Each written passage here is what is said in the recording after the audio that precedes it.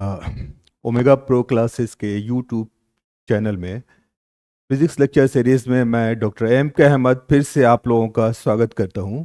और जैसा कि पिछले क्लास में हम लोगों ने वॉल्यूम 1 के चैप्टर का या सिलेबस का एक रिव्यू किया था, उसी सीरीज में आज हम लोग फर्स्ट चैप्टर को डिस्कस करेंगे। आप देख रहे हैं कि हम लोगों का जो फर्स्ट चैप्टर है वो यूनिट एंड मेजरमेंट है। सबसे पहले हम लोग करेंगे क्या कि इस यूनिट और मेजरमेंट को मेजर सेक्शन में देखेंगे कि इसको कितने सेक्शन में डिवाइड किया जा सकता है। आप कह सकते हैं कि ये एक तरह से चैप्टर डिवीजन है, या उसके जो मेन टॉपिक्स हैं वो क्या है। जैसा कि मैंने बोर्ड पे पहले ही लिख दिया है, आप देख रहे होंगे कि इसके जो सबसे मेजर यूनिट्स हैं उसमें पहला वही है जिसका नाम चैप्टर भी वही है, और हम लोग उसको जब डिवाइड करेंगे तो पहला जो हम लोगों का सबसे इंपॉर्टेंट टॉपिक होगा वो होगा यूनिट एंड मेजरमेंट। यानी इस चैप्टर में कई मेजर यूनिट्स हैं, जिसमें से एक है यूनिट एंड मेजरमेंट। दूसरा हम लोग को पढ़ना है डायमेंशन, डायमेंशनल एनालिसिस। इसमें हम लोग पूरा डायमेंशन को एनालाइज करेंगे। जब हम लोग इस टॉपिक पर आएंगे तो फिर इस पर बात करेंगे कि इसमें क्या क्या चीज़ें करनी है। तीसरा हम लोगों को पढ़ना है error, precision error, types of error and mathematical algebra या ऑपरेशन ऑन एरर्स, वो हम लोग देखेंगे। और एक चीज़ और हम लोग को देखनी है, थोड़ा सा डिस्ट्रैक्टेड है, छोटा छोटा टॉपिक है जिसको एक जगह इकट्ठा कर ले रहे हैं हम लोग, और वो क्या चीज़ है, significant figures and rounding off the digits. सब बहुत इंपॉर्टेंट है। और ये सब जब हम लोग देखेंगे तो कहीं ना कहीं ये पूरा के पूरा जो है वो एक तरह का कैलकुलेशन बेस्ड थ्योरी है। कैसे करना है कैलकुलेशन, यूनिट कैसे करेंगे, यूनिट जब हम लोग पढ़ेंगे तो उसके मेजरमेंट्स कैसे करने हैं देखना है। डायमेंशन में हम लोग देखेंगे कि डायमेंशन का एप्लीकेशन क्या है, डायमेंशन किसको कहते हैं, डायमेंशन के मेरिट्स क्या हैं, इसके लिमिटेशंस या इसके डिमेरिट्स क्या है। फिर हम लोग एरर पढ़ेंगे, देखेंगे कि एरर को कैसे कैलकुलेट करना है। फिर सिग्निफिकेंट फिगर्स क्या चीज़ होती है, सिग्निफिकेंट फिगर्स निकालने के तरीके क्या होते हैं। फिर उसके बाद एक चीज़ है कि कोई भी डिजिट है उसको हम लोग राउंड ऑफ करेंगे, है ना। तो राउंड ऑफ में राउंड ऑफ करना क्यों है, और फिर राउंड ऑफ करने के तरीके क्या है, इतनी चीजें। तो खैर, अब हम लोग आते हैं अपने मेन टॉपिक पर। यानी इस चैप्टर यूनिट्स एंड मेजरमेंट में सबसे पहला जो हम लोगों का मेजर टॉपिक है वो है वही, नाम तो वही है, यूनिट एंड मेजरमेंट। वही हम लोग डिस्कस करने के लिए जा रहे हैं। देखिए एक चीज ये बता दें कि फिजिक्स को किसी चीज को जब डिफाइन किया जाता है ना, तो डिफाइन करने के पीछे एक मकसद होता है। अब किसी भी चीज को एक सेंटेंस में कह करके उसको कंप्लीट डिफाइन नहीं कर सकते हैं। जैसे फिजिक्स तो स्टडी ऑफ नेचर भी है, लेकिन जब हम लोग फिजिक्स में इंपॉर्टेंस ऑफ मेजरमेंट को देखेंगे, यानी नापने को, किसी चीज को मेजर करने का क्या इंपॉर्टेंस है, ये कितना इंपॉर्टेंट है, तो देखते हैं कि इतना इंपॉर्टेंट है कि बिना मेजरमेंट और बिना एक्यूरेसी और बिना उसमें जो एरर आ रहा है उसके कैलकुलेशन के किसी भी टॉपिक का स्टडी इनकम्प्लीट कहिए या वेग कहिए, है ना। तो उस पॉइंट ऑफ व्यू से अगर हम लोगों को डिफाइन करना पड़े कि भाई फिजिक्स क्या है, तो हम लोग क्या कह सकते हैं कि physics is the science of measurement. ये पूरी तरह से मेजरमेंट का विज्ञान है। नापना इसमें है, तौलना इसमें है, हर एक स्टेप पर आपको कुछ ना कुछ मेजर करना है। फॉर एग्जाम्पल, बहुत छोटी सी बात हम करते हैं, मान लीजिए हमको फोर्स लगाना है ना। सवाल उठता है फोर्स क्यों लगाना है, तो भाई दरवाजा खोलना है, तो दरवाजा खोलने के लिए कितना फोर्स चाहिए, इतना कम भी नहीं चाहिए कि खुले नहीं, और इतना ज्यादा ना फोर्स लगा दे हम कि क्या हो, दरवाजा उखड़ के फेंका जाए। तो इसका मतलब यह है कि हमको एक रेंज में फोर्स चाहिए, यानी फोर्स एक हद से कम नहीं होना चाहिए और फिर एक हद से ज्यादा भी नहीं होना चाहिए। क्लियर हो रही बात। अब दूसरा एग्जाम्पल लीजिए। फॉर एग्जाम्पल, मान लीजिए कि डॉक्टर ने क्या करना, आपको पल्स मेजर करना है, पल्स नहीं मिल रहा है, एक पेशेंट है वो थोड़ा सा बेहोश है ना, उसका पल्स बहुत डाउन है, यहाँ नहीं मिल रहा है। तो देखिएगा डॉक्टर अलग अलग जगह पर पल्स मेजर करता है, कभी यहाँ मेजर करके देखता है, कभी यहाँ। तो जब वो मेजर करता है तो क्या करता है, पल्स पे प्रेशर एक्सर्ट करता है, प्रेशर। तो क्या प्रेशर इतना लगा दे कि गर्दन टूट जाए, उसमें भी क्या है, एक मेजरमेंट का रेंज है कि भाई कितना प्रेशर एक्सर्ट करना है। तो कहने का मेरा मतलब यह है कि फिजिक्स में कोई भी चीज अगर आप मेजर कर रहे हो तो मेजर करने के लिए क्या चीज चाहिए और हम लोग उसको कैसे मेजर करेंगे, वही हम लोगों का टॉपिक है। तो उस पॉइंट ऑफ व्यू से फिजिक्स बिल्कुल क्या है, साइंस ऑफ मेजरमेंट है। चलिए अब हम लोग आते हैं यहाँ पर मेजरमेंट को समझेंगे, मेजरमेंट क्या चीज़ है, उसको कैसे करना है, वो चीज़ हम लोग करेंगे। लेकिन उसके बाद फिर से हम लोग पहली बात पे आते हैं कि भाई बेसिकली फिजिक्स में करना क्या है, तो मेजरमेंट करना है। तो मेजरमेंट करने के लिए क्या चाहिए, हर चीज़ को आप मेजर नहीं कर सकते हो, एब्सोल्युटली एक्सप्रेस नहीं कर सकते हो। जैसे मान लीजिए हम आपसे कहें कि कोई बच्चा बहुत खुश है और दूसरा बच्चा भी कहे कि मैं भी बहुत खुश हूं। अब ये दो बच्चा जो दोनों बहुत खुश है, उसमें से कौन बहुत खुश ज्यादा है, कौन बहुत खुश, आप मेजर कर सकते हो किसकी खुशी ज्यादा है, किसकी खुशी कम है, आप बता सकते हो। दोनों कह रहे हैं मैं बहुत खुश हूं, तो क्या कहें, दोनों की खुशी बराबर है? नहीं। इसलिए ये जो टर्म है खुशी, हैप्पीनेस, ये फिजिक्स का टॉपिक नहीं है, क्योंकि आप इसमें हैप्पीनेस को मेजर करके किसी एक वैल्यू में एक्सप्रेस नहीं कर पा रहे हो। उसी तरह से किसी को पेन हो गया, अब कोई बहुत रो रहा है ना, और एक दूसरे को भी पेन है मगर वो रो नहीं रहा, चुप है, मायूसी है, चेहरे पे उदासी है, तो आप बता सकते हैं कि जो उदास है उसको कम दर्द हो रहा है और जो रो रहा है उसको ज्यादा दर्द हो रहा है? आप ये कह सकते हो? नहीं कह सकते। हो सकता है कि जो उदास है उसके अंदर पेन को क्या करना, बर्दाश्त करने की ताकत ज्यादा है, तो रो नहीं रहा है, और जो रो रहा है उसको पेन कम है लेकिन वो बर्दाश्त नहीं कर पा रहा है इसलिए रो रहा है। तो कहने का मतलब है कि ये जो सारी चीजें हैं जिसको आप विशेषण की श्रेणी में रखते हैं, है ना, एडजेक्टिव्स हैं, उन सब को मेजर करना और मेजर करके किसी एक नंबर में या यूनिट में एक्सप्रेस करना पॉसिबल नहीं है। इसीलिए ये सारे टॉपिक्स जो हैं वो फिजिक्स के टॉपिक नहीं है। तो फिजिक्स में किसको हम लोग रखते हैं, हम लोग फिजिक्स में हमारा वही टर्म है जिसको हम लोग मेजर कर सकते हैं। तो इसलिए अपनी बात शुरू करने के लिए अब हम लोग बात शुरू करते हैं कहां से, फिजिकल क्वांटिटी से। पहले भी मैंने बताया था, फिर बता रहा हूं कि फिजिकल क्वांटिटी क्या चीज है, ऐसी क्वांटिटी जिसको हम लोग क्या कर सकते हैं, मेजर कर सकते हैं। Quantity which can be measured, measurable होना चाहिए, नापा जा सके, तौला जा सके। और इसमें भी सिर्फ नापने और तौलने की बात नहीं है, इसमें भी दो बातें हैं कि भाई मेजरमेंट का मतलब क्या होता है। मेजर तो किया जा सकता है लेकिन मेजरमेंट का मतलब क्या होता है ना। अगर हम आपसे कहें कि चलो मेजर करना है, बताओ मेजरमेंट क्या चीज है, आप बोलेंगे सर नापना और तौलना, नाप तौल करना मेजरमेंट है। तो हम तो कहेंगे कि ये तो हिंदी में बता रहे हो भाई, चलो ये बता दो कि नापना और तौलना क्या है। अब बताओ, जब हम कहते हैं कि मुझे कोई चीज मेजर करना है तो मतलब मुझे क्या करना, समझ लो कि मैं दूसरे प्लैनेट से आया हुआ हूं, है ना, दूसरे ग्रह से आया हुआ आदमी हूं, और आप लोग नाप रहे हो, मेजर कर रहे हो। मैंने पूछा भाई क्या कर रहे हो, आपने कहा मेजर कर रहे हो। मैंने कहा ये क्या होता है, ये क्या चीज है, मेजरमेंट कहते किसको है, नापना क्या चीज होता है, कैसे इसको डिफाइन करोगे, है ना। इस पॉइंट पर जाके सोचना है आपको। तो अब आपको हम एक चीजें समझा रहे हैं कि बहुत सिंपल सी चीज बता रहे हैं, थोड़ा सा फनी भी है।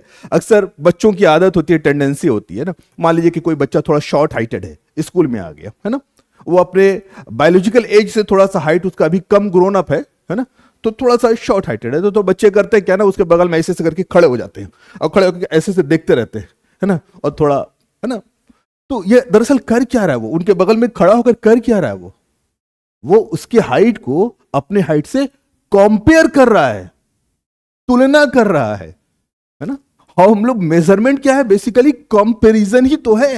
हाँ, वो ठीक है कि वो बच्चा 5 क्लास का है, 4 क्लास का है, तो वो अभी उसको एक वैल्यू में एक्सप्रेस नहीं कर पा रहा, लेकिन वो समझ जरूर रहा है कि भाई मैं थोड़ा ज्यादा लंबा हूं, वो थोड़ा कम लंबा है ना, है कि नहीं। अब दूसरी बात ये कि कोई बच्चा है, अब उसका बेंच के बीच से गुजरना है, नहीं गुजर पा रहा है, क्यों, क्योंकि उसके बीच का जो गैप है, थिकनेस है, बच्चे के थिकनेस से क्या है, कम है, तो वो पास नहीं कर पाता है। उसको समझ में आ रहा है कि ये जो गैप है ना, ये कम है और मेरे बॉडी की थिकनेस थोड़ी ज्यादा है। ये कम और ज्यादा, है ना, छोटा और बड़ा, ये सब क्या है, कंपैरिजन है, तुलना है। तो बेसिकली मेजरमेंट कुछ नहीं है, मेजरमेंट कंपैरिजन का नाम है, तुलना करने का नाम है। तो यहां पर देखिए, हम लोग उसी चीज को यहां पर देखेंगे कि फिजिकल क्वांटिटी में जिसको मेजर करना है तो वो कंपैरिजन है।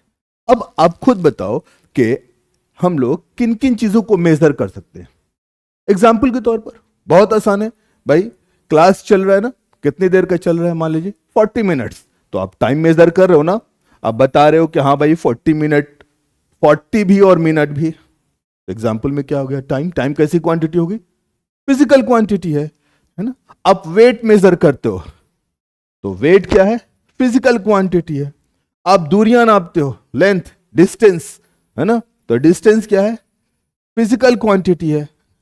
ऐसी बहुत सारी फिजिकल क्वांटिटी है। और हम आपको एग्जाम्पल बता दें कि जितने मैथमेटिक्स में आप पढ़ रहे हो, मैथमेटिक्स में भी तो कैलकुलेशन है ना, एरिया निकाल रहे हो, वॉल्यूम निकाल रहे हो, डेंसिटी निकाल रहे हो, पेरीमीटर निकाल रहे हो, रेडियस निकाल रहे हो, डायामीटर निकाल रहे हो, सब क्या है?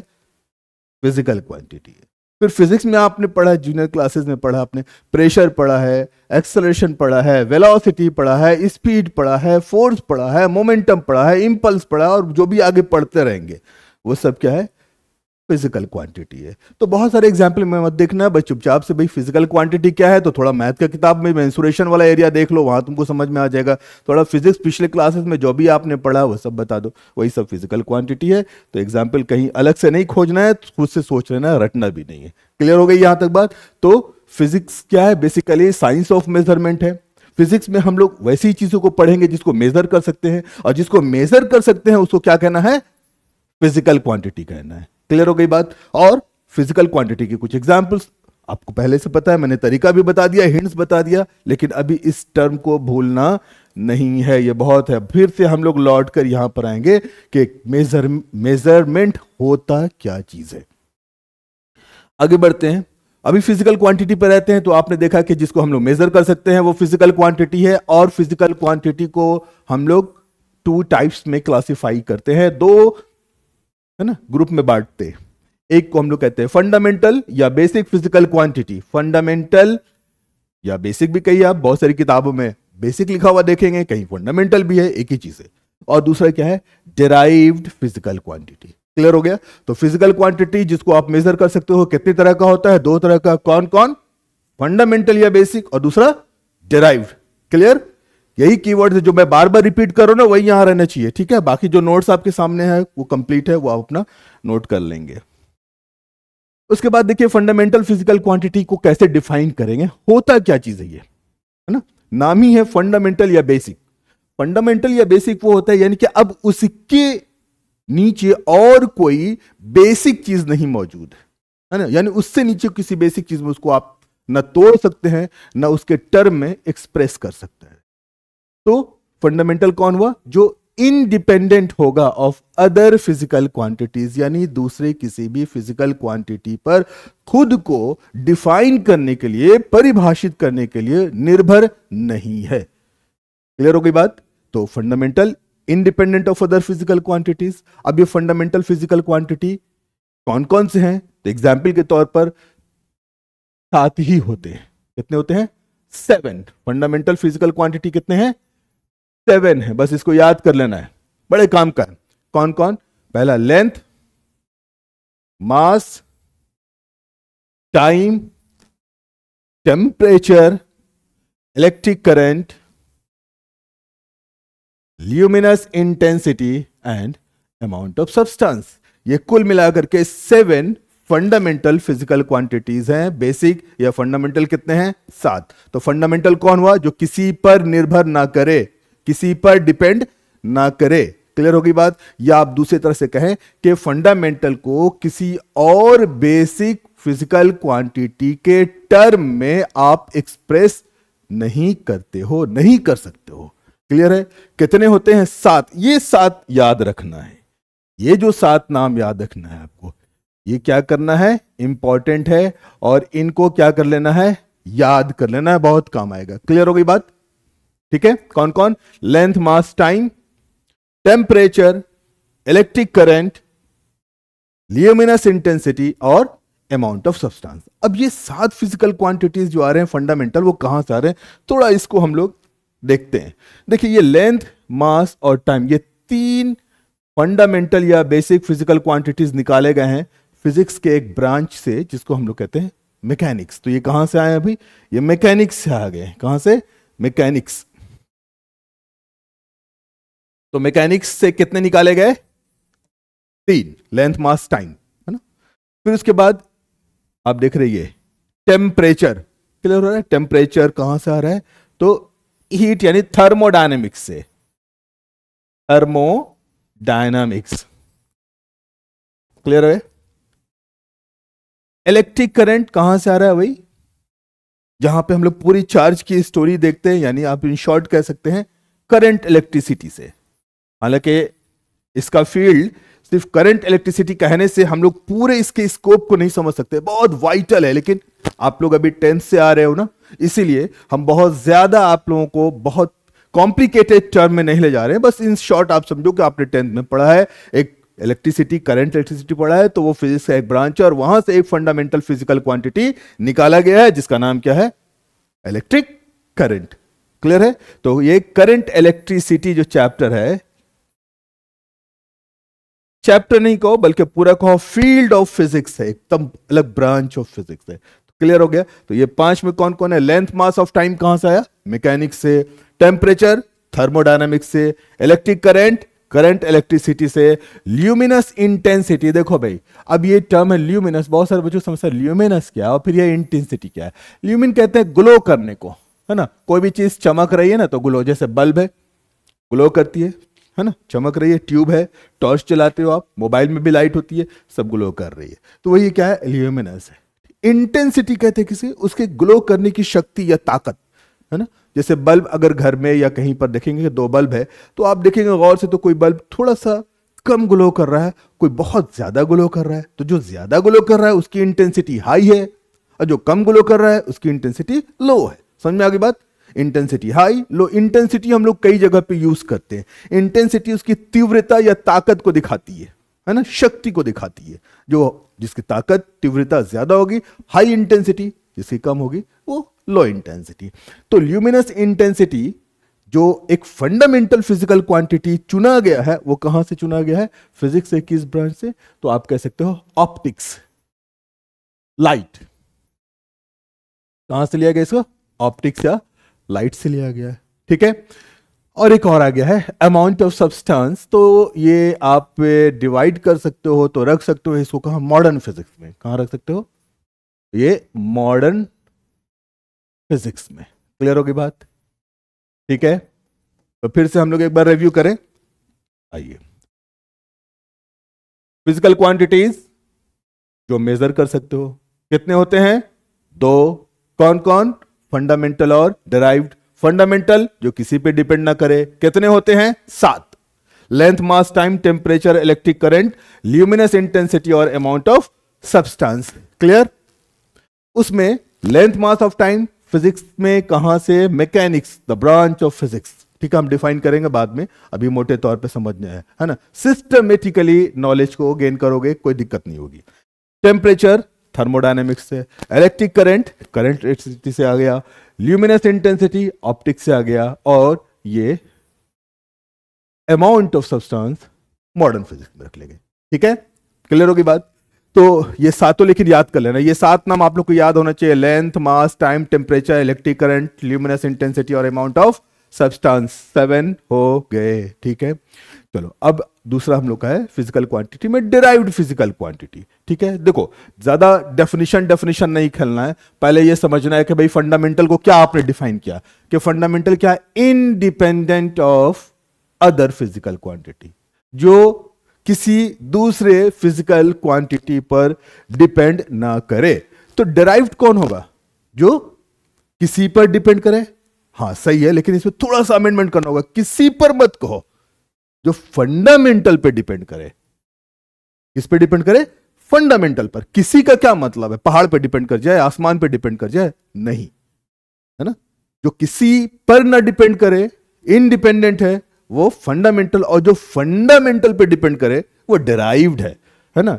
वो क्या है? डिराइव्ड है। ए भाई ड्राइविंग मत करोगे, बहुत सारे बच्चे लिखने में ड्राइव कर देते हैं, ड्राइवर वाला ड्राइव, वो डेराइव है, डीई है वो DRI होता है ड्राइवर वाला। ठीक है ना, तो वो मिस्टेक मत करना। ठीक है, डिराइव मतलब किसी से निकालना, डिराइव करना मतलब किसी से निकालना। ठीक है, कहां से निकाला? फंडामेंटल से। क्लियर हो गई बात? तो independent of depends upon fundamental, तो वो हो गया डिराइव्ड। अब इसका एग्जाम्पल पूछते हैं कि सर इसका तो एग्जाम्पल बता दो। फंडामेंटल का एग्जाम्पल याद हो गया? कौन कौन? लेंथ मास टाइम टेम्परेचर, यही सब फंडामेंटल है ना। अभी देखा electric current, luminous intensity, amount of substance, यही सब है। तो डिराइव्ड कौन हुआ? बहुत आसान, कोई एग्जाम्पल नहीं। जो फंडामेंटल के लिस्ट में नहीं है वही सब कौन है? डिराइव्ड है। मैंने आपने अब तक जितना भी फिजिक्स पढ़ा और आगे पढ़ते रहोगे चैप्टर वाइज में, उसमें आपको डिराइव्ड पहचानने में कोई मेहनत नहीं करना है भैया। आपको 5 और 2 2 7, तो ये जो 7 फंडामेंटल है ये याद रख लो। अगर इनमें से कोई नाम आ रहा है फंडामेंटल, अगर ये 7 में से कोई नया नाम आ रहा है तो क्या हो गया? डिराइव्ड। जैसे आपने डिस्टेंस पढ़ा था उसमें फंडामेंटल में, नहीं तो डिराइव्ड हो गया। ठीक है, आपने वेलोसिटी देखा उस लिस्ट में, डिराइव्ड हो गया। आपने एक्सेलरेशन देखा, डिराइव्ड हो गया। आपने फोर्स देखा, नहीं देखा, क्या हो गया? डिराइव्ड हो गया। चलो एक नया नाम दे देते हैं जो शायद सुना भी हो और ना भी सुना हो। चलो कुछ लोगों ने तो जरूर सुना होगा, टॉर्क, लेकिन उस लिस्ट में नहीं है। इतना तो हम जान गए ना कि उस लिस्ट में नहीं है, तो मतलब इस लिस्ट में होगा। कौन वाले में? डिराइव्ड वाले में। क्लियर? उसके बाद चलो एक और देते हैं, जैसे ससेप्टिबिलिटी, एकदम नया है। मुझे पता है कि शायद ये 10th क्लास से 11th में जो बच्चे आ रहे हैं अभी उनमें सुना होगा किसी ने। तो ससेप्टिबिलिटी, इलेक्ट्रिकल ससेप्टिबिलिटी या मैग्नेटिक ससेप्टिबिलिटी, नया नाम है सर। फंडामेंटल है कि डिराइव्ड है? क्यों परेशान हो भाई? फंडामेंटल के लिस्ट में ये नाम सुना, नहीं सुना, डिराइव्ड है। क्लियर हो गया? तो डिराइव्ड का अगर कोई एग्जाम्पल कहे कि सर एग्जाम्पल बताइए, तो मैं एक ही बात बोलता हूं, ऑल एक्सेप्ट द फंडामेंटल। समझ में आ गई बात?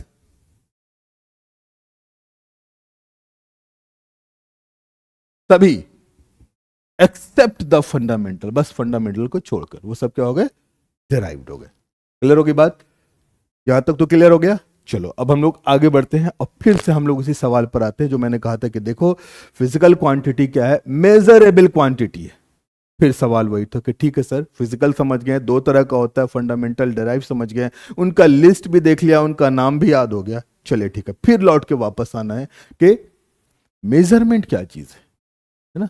मेजरमेंट क्या चीज है? चलो एक इंटरेस्टिंग बात करता हूं इसके बीच में आप लोगों से कि मेजरमेंट, अभी अभी आप कहेंगे सर मैंने मेजरमेंट को समझ लिया, आपने बताया अभी कि कंपैरिजन है ना? चलो अच्छी बात है, गुड, यही है कंपैरिजन, एकदम सही, कोई गलत नहीं है। अब मुझे एक बात बताओ कि मैं बात कर रहा हूं यहां पे अमर से कि अमर तुम बताओ कि तुम्हारी हाइट, ध्यान से सुनना सवाल, तुम्हारी हाइट, खड़े हो जाओ, हाँ, तुम्हारी हाइट कितना किलोग्राम है? तुम्हारी हाइट क्या बताना है? हाइट कितना किलोग्राम है? नहीं, हंसने वाली बात नहीं है भाई, मैं पूछ रहा हूं ना, हाइट बताओ। अच्छा ठीक है, चलो रोहन तुम बताओ कि डिस्टेंस ऑफ योर होम, यहां से, जहां क्लासरूम से कितना सेकेंड है? यह भी हंसने वाली बात नहीं है। डिस्टेंस कितना सेकेंड है मुझे बता दो, या फिर हाइट कितना किलोग्राम है। अच्छा बताओ, अभी टेम्परेचर जो है वो कितना एम्पेयर है? क्यों क्या हो रहा है? हंसने वाली तो बात नहीं है, नहीं होगा। देखो मुश्किल हो रही है ना? क्यों मुश्किल हो रही है ना? क्यों नहीं बताया जा सकता है? हाइट 5 फीट होगी, 5 फीट बता रहे हैं आप, नहीं मुझे फीट में जानना ही नहीं है, मुझे हाइट को फीट में नहीं जानना, मुझे किलो में बताओ। नहीं हो रहा है, सही बात है, मुश्किल हो रही है, हम नहीं बता पा रहे, हम मेजर नहीं कर पा रहे हाइट को किलोग्राम में। तो मेजरमेंट क्या है? कंपैरिजन तो है, लेकिन ये कंपैरिजन हो नहीं पा रहा है। हाँ, इसी सवाल तक पहुंचना था कि कंपैरिजन का मतलब ये नहीं कि हम किसी भी चीज को किसी के साथ कंपेयर कर दें। कंपैरिजन करना है तो कंपेरेबल क्वांटिटी भी होनी चाहिए। कहने का मेरा मतलब यह है कि आप हाइट को किलोग्राम से कंपेयर नहीं कर पा रहे हैं, इसलिए नहीं कर पा रहे हैं क्योंकि हाइट जो है वो दरअसल क्या है? लेंथ है, और किलोग्राम जो है वो मास है। तो इसका क्या मतलब हुआ, लेंथ को मास के साथ कंपेयर नहीं किया जा सकता है। तो पहली बात मेजरमेंट में क्या है, कंपैरिजन है, और कंपैरिजन में भी क्या है, कंपैरिजन करना है। और कंपैरिजन में क्या करना है हम लोगों को, कंपैरिजन में हम लोगों को जिस फिजिकल क्वांटिटी को लेना है, देखिए पहला पॉइंट क्या है, कंपैरिजन है।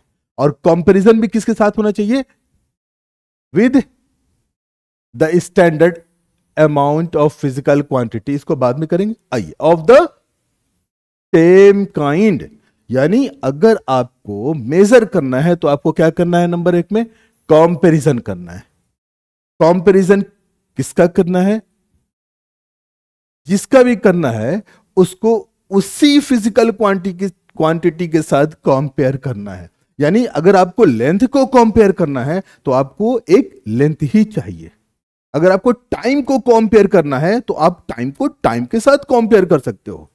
अगर आपको मास कंपेयर करना है तो आप एक मास को मास के साथ कंपेयर कर सकते हो, मास को टाइम के साथ, और लेंथ को मास के साथ कंपेयर नहीं कर सकते। तो different kind of physical quantity can not be compare. तो एक चीज यहां पर आप देख रहे हैं, क्या चीज, कि different kinds of physical quantities cannot be compared, है ना। यानी क्या समझ में आया कि कंपैरिजन के लिए दो फिजिकल क्वांटिटी सेम नेचर के होने चाहिए। वही बात यहां पर कही जा रही है कि मेजरमेंट में आपको कंपैरिजन करना है, और कंपैरिजन जिस भी फिजिकल क्वांटिटी का करना है वो क्या किसके साथ होना चाहिए, सेम काइंड। सेम काइंड का मतलब वही नेचर दोनों का सेम होना चाहिए। लेंथ है तो लेंथ, मास है तो मास, टाइम तो टाइम। दो बात होगी। अब यहां पे एक तीसरा टर्म आ रहा है, या एक चीज को मैंने अंडरलाइन करा है, उसको मैं 3 आप लिख रहा हूं यहां पे, कि with the standard amount of the physical quantity. ये क्या बात है, देखिए ये सब आप लोगों को पता है, सब आप जानते हैं, सिर्फ हम उसको क्या करें, आपको रिकॉल करा रहे हैं। आप देखिएगा कि जब हम आपसे कहें कि भाई ऐसा करो ना कि 1 हाथ लंबा रस्सी लेकर आओ, है ना, कुछ एक्सपेरिमेंट करना है। सब बच्चे गए, सबने 1-1 हाथ लंबा रस्सी ले लिया और लेकर आए। आप मुझे बताइए कि क्या सबकी रस्सी बराबर होगी लेंथ में? हाँ, नहीं होगी बराबर। क्यों? क्योंकि सबने रस्सी को अपने हाथ से मेजर किया था, और हम जानते हैं कि सबके हाथ की लेंथ क्या होती है, अलग अलग होती है। तो ये स्टैंडर्ड नहीं हो सकता है। हम लोग को मेजरमेंट के लिए एक ऐसा फिजिकल क्वांटिटी चाहिए जो स्टैंडर्ड हो। अब ये स्टैंडर्ड फिजिकल क्वांटिटी क्या होगा वो आगे हम बताएंगे, मतलब जिस पर सब लोग सहमत हों कि हाँ भाई इसको हम लोग मेजरमेंट के लिए, इस फिजिकल क्वांटिटी के लिए अपना एक स्टैंडर्ड मान के चलेंगे, और जब भी मेजर करना होगा तो इसी से तुलना करेंगे, इसी से कंपेयर करेंगे। उससे क्या होगा, उससे क्या होगा कि मेजरमेंट गलत नहीं होगा। समझ आ रही बात? तो 3 बातें मेजरमेंट में याद रखना है कि पहली बात, मेजरमेंट क्या चीज है, कंपैरिजन का नाम है। दूसरा चीज क्या है कि कंपैरिजन किसी के साथ नहीं बल्कि same kind of physical quantity के साथ होना चाहिए। और तीसरी बात क्या है कि जिस से आप कंपेयर करना चाह रहे हैं वो अपने फिजिकल क्वांटिटी की दुनिया में स्टैंडर्ड होना चाहिए। अब ये स्टैंडर्ड होने के लिए कुछ पैरामीटर है, उस पैरामीटर को फॉलो करेगा तभी वो स्टैंडर्ड बनेगा। ठीक है ना, कुछ स्केल होता है, ऐसा नहीं कि किसी को भी उठा करके आप स्टैंडर्ड बना दो, ऐसा नहीं होता है। ठीक है ना, क्लियर हो रही बात? तो यहां तक समझ में आ गया कि मेजरमेंट क्या चीज है। 3 बातें, कंपैरिजन है ना, किसी भी फिजिकल क्वांटिटी का with the same kind of physical quantity which is taken as standard, जिसको आपने स्टैंडर्ड बना लिया है। फाइन, आगे बढ़ते हैं। और हाँ, एक चीज याद रखिएगा कि different kinds of physical quantity can not be compared, यानी आप लेंथ को टाइम के साथ कंपेयर नहीं कर सकते हैं, मास को लेंथ के साथ कंपेयर नहीं कर सकते हैं, या हीट के साथ कंपेयर नहीं कर सकते हैं, वगैरह वगैरह। तो आगे बढ़ा जाए। अब हम लोग आते हैं मेजरिंग प्रोसेस पर। ठीक है, एक तो हम लोग समझे कि अब मेजरमेंट है क्या, कंपैरिजन है, तुलना है। अब मेजरमेंट के तरीके क्या, उसके प्रोसेस क्या है। है ना। मेजरमेंट करने के लिए किन किन जरूरी चीजों की जरूरत पड़ेगी, इस चीज को भी हम लोग को देखना है। ये पूरे प्रोसेस को समझना है। उसको समझने से पहले एक एग्जाम्पल लेते हैं। जैसे मान लीजिए हम आपसे कहते हैं, है ना, कि अच्छा मान लीजिए कि किसी भी बच्चे का हाइट है मान लीजिए, ठीक है ना, और वो हाइट मान लीजिए 4 फीट है, या चलिए हम इसको वर्ड में लिख देते हैं, सिंबल में नहीं लिखते हैं, इंच नहीं, फीट, ठीक है, 4 फीट, ठीक है। आप यहां देखिएगा कि हम लोग क्या यूज कर रहे हैं, 4 और फीट, ठीक है। अगर मान लीजिए कोई कहे कि भाई डिस्टेंस है, कोई बच्चा अपने घर का डिस्टेंस बता रहा है स्कूल से, और मान लीजिए वो कहे कि 5, डिस्टेंस कितना है 5, तो क्या ये 5 लिखने से आप समझ गए कि कितना डिस्टेंस है? हाँ नहीं, बिल्कुल भी नहीं। क्यों? क्योंकि समझ ही में नहीं आ रहा है कि 5 क्या बोल रहा है, मीटर बोल रहा है वो, कि किलोमीटर बोल रहा है वो, कि डेसीमीटर बोल रहा है, कि इंच बोल रहा है, कि फिट बोल रहा है, क्या बोल रहा है नहीं समझ में आ रहा है। तो कहने का मतलब यह है कि जब भी किसी चीज को आपको मेजर करना है तो 2 बड़े इंपॉर्टेंट चीज की जरूरत पड़ती है। एक तो नंबर, और साथ में नंबर के साथ क्या चाहिए, यूनिट। हाँ, किस यूनिट में वो बात कर रहा है, किलोमीटर में बात कर रहा है, कि मीटर में बात कर रहा है, कि फीट में बात कर रहा है ना। तो यूनिट जरूरी है और नंबर जरूरी है। तो मेजरिंग प्रोसेस में ये 2 चीजें अगर आपके सामने नहीं है तो आप मेजरमेंट नहीं कर सकते। फॉर एग्जाम्पल किसी को आप यूनिट दे दीजिए कि भाई चलो ठीक है, टेम्परेचर मेजर करना है फ़ारेनहाइट, और वो आपके सामने कहे कि हाँ मेजर कर लिया, तो आप पूछिए क्या मेजर किया, तो फ़ारेनहाइट। तो पूछेगा भाई कितना फ़ारेनहाइट, तो नहीं फ़ारेनहाइट। किसी को डिग्री सेल्सियस दे दिए, वो आपके सामने आके बोल रहा है कि हाँ डिग्री सेल्सियस, तो आप पूछिएगा भाई कितना डिग्री सेल्सियस, नहीं नंबर नहीं बताएंगे, डिग्री सेल्सियस। तो क्या आपको समझ में आया कि मेजरमेंट क्या हुआ? नहीं आया। इसलिए मेजरमेंट के लिए 2 चीजें बहुत ही जरूरी है, कंपलसरी है, नंबर या न्यूमेरिकल वैल्यू जो आप बताएंगे, और दूसरा किस यूनिट में आप मेजर कर रहे हैं वो। तो वही चीज आप यहां पर देख रहे हैं कि मेजरिंग प्रोसेस में 2 चीज बहुत इंपॉर्टेंट है, एक नंबर या न्यूमेरिकल वैल्यू जिसको हम एन से सिंबलाइज कर रहे हैं, है ना, और दूसरा क्या चीज है, यूनिट, जिसमें आप उसको एक्सप्रेस करेंगे, फॉर एग्जांपल यू, ठीक है। अब देखिए कोई भी फिजिकल क्वांटिटी आपके सामने है, आपने उसको क्या करना है, ध्यान से देखिएगा, फिजिकल क्वांटिटी, क्वांटिटी का मतलब अमाउंट, है ना, मात्रा, कितना है, वैल्यू, इतना कि इतना, वो वही, ठीक है। तो वो जो फिजिकल क्वांटिटी है, मान लीजिए हमने वो क्वांटिटी क्या है, क्यू, क्या है क्वांटिटी, क्यू क्वांटिटी में, है ना। अब वो क्यू क्वांटिटी में जैसे समझ लो कि ना एक 5 किलो का आटे का बोरा है, ठीक है, तो उसमें जितना अमाउंट ऑफ आटा या व्हीट है उस, है ना, पैकेट में, वो तो है। अब उसको आप मेजर कर रहे हो, तो मेजर करोगे तो आपने क्या है 5 kg, तो आपने 5 नंबर बोला और साथ में केजी बोला, है ना। तो ये 5 kg मिलके क्या बता रहा है, वही वही अमाउंट जो पैकेट में है वही बता रहा है, यानी वो amount is equal to 5 kg। Clear है? ये एग्जाम्पल माइंड में रखोगे तो आगे की बात समझ में आएगी। अब देखिए, तो जब आपने देखा तो ये अमाउंट यानी क्वांटिटी है, वही क्वांटिटी ने आ गया नंबर इनटू यूनिट। जैसे फॉर एग्जांपल आपने कहा कि भाई व्हीट या आटे का अमाउंट क्या है, 5 kg है, तो ये 5 क्या है, नंबर है, और ये kg क्या है, यूनिट है। यानी नंबर और यूनिट मिल करके वो क्या बता रहा है, उस पैकेट का अमाउंट बता रहा है, क्वांटिटी बता रहा है, यानी quantity is equal to number into unit. Clear होगी बात? यानी जो चीज आप बिल्कुल जानते हैं, बस हम उसको कर क्या रहे हैं, थोड़ा मैथमेटिकल फॉर्मेट में लिख रहे हैं, मैथमेटिकल स्टेटमेंट में लिख रहे हैं। यही आपका हमारा क्या है, साइंस है। तो उसके बाद अब आगे की बात करें। एक आदमी क्या है, एक बच्चा कहे सर 5 kg, मान लीजिए कि एग्जाम्पल के तौर पर समझिए, मान लीजिए कि एक फैक्ट्री है, वहां 5 kg का हम लोगों को क्या करना है ना, वो आटे का पैकेट बना करके, सत्तू का पैकेट बना करके सप्लाई करना है। और बहुत अच्छा सा, बहुत बड़ा सा ऑर्डर आ गया। पता ये चला कि वो जो 5 kg की जो मोहर लगानी थी ना, वो स्टैंपिंग करनी थी ना पैकेट पे, वो 5 kg का स्टैंप क्या हो गया, खो गया। अब रात के 2 बज गए, है ना, अभी भी कुछ पैकेट बचा हुआ है, और सुबह हम लोगों को 5 बजे सप्लाई करा देना है, तब जाके वो डेस्टिनेशन तक पहुंचेगा, और नहीं पहुंच पाया तो फिर पता चला कि ऑर्डर फेल, पैसा भी बर्बाद, सब खत्म। तो क्या करें अब, 5 kg का तो स्टैंप टूट गया। अब आपके पास आकर के वो लेबर बोले कि सर क्या करूं, 5 kg का स्टैंप टूट गया, वो जो मशीन स्टैंपिंग करी थी मशीन ही टूट गई, अब करें तो क्या करें।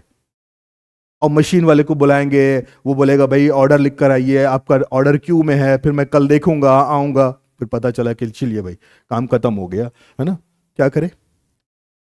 हाँ बिल्कुल सही कह रहे हैं, आप पढ़े लिखे हैं। आप बोलेंगे अच्छा भाई ठीक है, ग्राम वाला मशीन, वो जो स्टैंपिंग मशीन है ग्राम वाला काम कर रहा है ना, हाँ काम कर रहा है, तो ऐसा करो कि वहां पर 5000 का नंबर लगाओ और ग्राम वाले मशीन से क्या करो, स्टैंपिंग करना शुरू कर दो। सही है ना, 5 kg इक्वल टू 5000 ग्राम, सही है कि नहीं है ना, बिल्कुल सही। तो अब क्या पता चला कि 5000 ग्राम की जब स्टैंपिंग होगी उस पैकेट पे, तो क्या है, उसके अंदर का आटा बड़ा खुश हो जाएगा कि भाई मैं उस वाले पैकेट से जरा ज्यादा हूं, खुशी में मोटा हो जाएगा, नहीं, क्योंकि अमाउंट तो उतना ही रहेगा ना।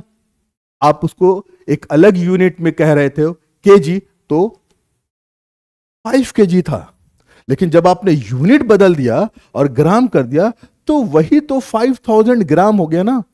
तो क्या अमाउंट चेंज हो गया? नहीं चेंज हुआ। चेंज क्या हुआ? सिर्फ यूनिट चेंज हुआ, और जब यूनिट चेंज होता है तो उस यूनिट का करस्पॉन्डिंग वैल्यू यानी नंबर भी बदल जाएगा, लेकिन जितना अमाउंट ऑफ व्हीट या आटा पैकेट में है उतना ही रहेगा। क्लियर है? तो इससे क्या समझ में आया कि अगर आप क्या कर रहे हो, आप एक यूनिट U1 यूज कर रहे हो, जैसे मान लो मैंने एक यूनिट यूज किया है किलोग्राम, और ये मेरा फर्स्ट यूनिट है U1 है, तो उसका जो करस्पॉन्डिंग वैल्यू आ रहा है, जो उस अमाउंट को रिप्रेजेंट कर रहा है, वो N1 आ रहा है।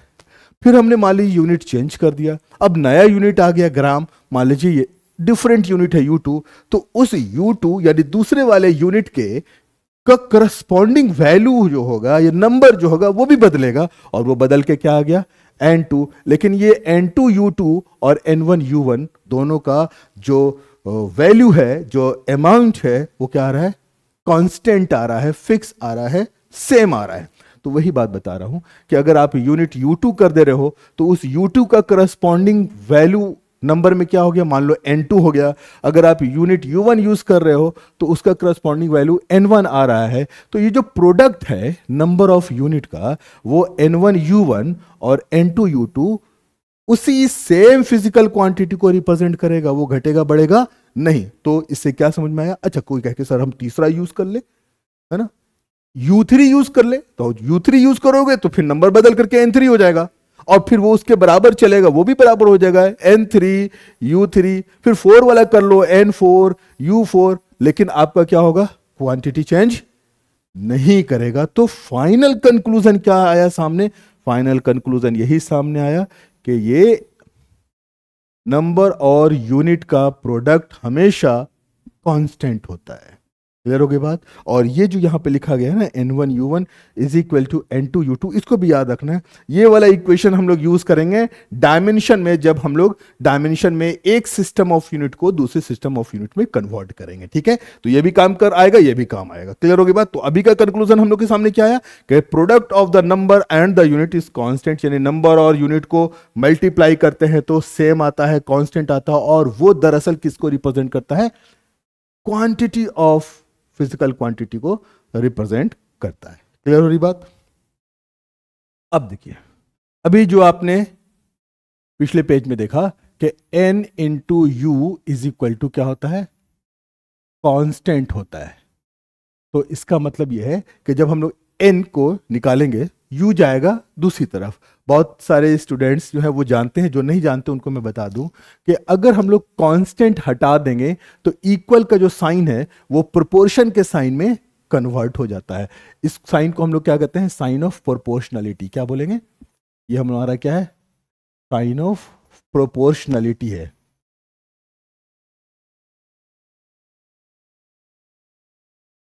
Sign of proportionality.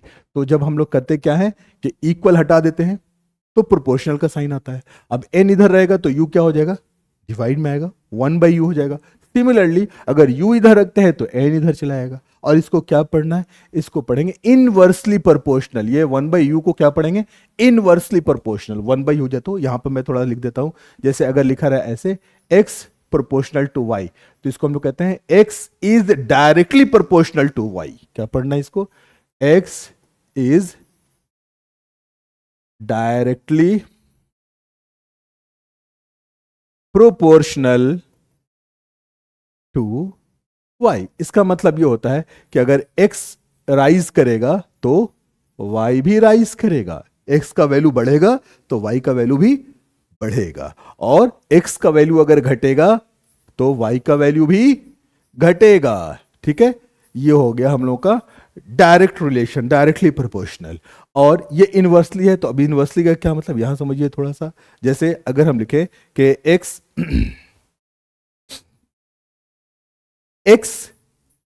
Proportional to 1/y लिखा जाए तो इसको पढ़ा जाता है x is inversely proportional to y। क्या पढ़ेंगे? x is inversely proportional to y। ठीक है, इसका मतलब ये होता है कि अगर x की क्वांटिटी राइज करेगी तो x की क्वांटिटी राइज करेगी at the cost of decrease in y, y के घटने की कीमत पे x बढ़ेगा। या उल्टा बोलिए कि x घट रहा है किस कीमत पे? जब y बढ़ रहा है। इनवर्स, उल्टा रिलेशन। अब ऐसे ऐसे समझो ना, उल्टा रिलेशन है, एक चीज बढ़ेगी तो दूसरी चीज घटेगी, ये इनवर्सली रिलेटेड। और ये दोनों साथ साथ बढ़ रहा है, दोनों साथ साथ घट रहा है, ये डायरेक्टली प्रोपोर्शनल है ना, डायरेक्ट रिलेशन है। क्लियर होगी बात? तो यहां आप देख रहे हैं ये क्या हो रहा है, ये इनवर्सली प्रोपोर्शनल है किसके? u के। n inversely proportional to u या u inversely proportional to n। कहने का मतलब यह है कि नंबर यूनिट के इनवर्सली प्रोपोर्शनल होता है या यूनिट नंबर के इनवर्सली प्रोपोर्शनल होता है। मतलब यह हुआ कि यूनिट बड़ा होगा तो नंबर छोटा होगा, और यूनिट छोटा होगा तो नंबर बड़ा होगा। उसी चीज को यहां पर मैंने लिखा है कि लार्जर द यूनिट, अगर आपने बड़ा यूनिट यूज किया है तो उसका करस्पॉन्डिंग न्यूमेरिकल वैल्यू या नंबर क्या होगा? Smaller will be the numerical value. Larger the unit, smaller will be the numerical value. और इसका उल्टा भी सही है। उल्टा कैसे करेंगे? स्मॉलर द यूनिट, देखिए कैसे पढ़ रहे हैं, स्मॉलर द यूनिट। अब यहां पर क्या कर देंगे? Larger will be the numerical value. उसी को यहां पर हम लोग वाइस वर्सा करके लिखते हैं। मतलब इसी सेंटेंस को जहां लार्जर स्मॉलर है उसको आप उलट दो तो भी स्टेटमेंट सही होगा। और इसी चीज को यहां पर एग्जाम्पल पे आपने देखा था कि आप 5 किलोग्राम इज इक्वल टू 5000 ग्राम है। यहां पर आप देखिए ये जो किलोग्राम है, ये किलोग्राम क्या है? लार्जर है ना, बड़ा यूनिट है। किसके कंपैरिजन में? इस ग्राम के कंपैरिजन में क्या है? बड़ा है। ग्राम स्मॉलर है, किलोग्राम बड़ा है। तो जो यूनिट क्या हो गया? स्मॉलर हो गया, तो देखिए उसका नंबर क्या हो गया? कंपेयर कीजिए, बड़ा यूनिट किलोग्राम है तो करस्पॉन्डिंग नंबर 5 छोटा है। जब यूनिट को आपने छोटा करा तो नंबर देखिए यहां से क्या हो गया? 5000 बड़ा हो गया। वही तो बात हम भी कह रहे हैं कि भाई यूनिट बड़ा करोगे नंबर छोटा होगा, और यूनिट छोटा करोगे नंबर बड़ा होगा। क्लियर होगी बात? तो यहां पर हम लोग अपना आज का लेक्चर खत्म करते हैं।